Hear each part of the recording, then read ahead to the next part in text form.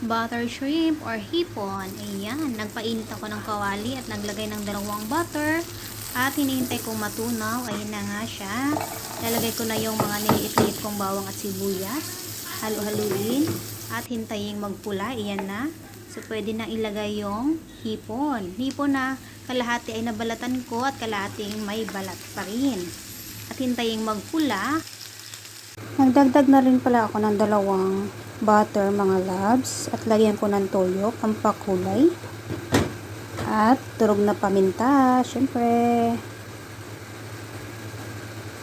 naglagay na rin ako ng konting asin, yung nanikit lang sa kamay ko, at oyster sauce pampadagdag sarap. Yan,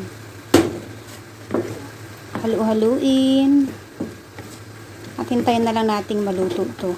Hindi ko na nilagyan ng sabaw dahil nagsasabaw na yung hipon.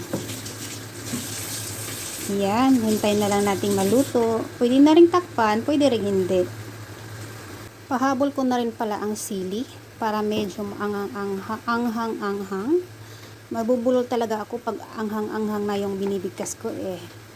Yun, pwede nang hanguin. Okay na yan.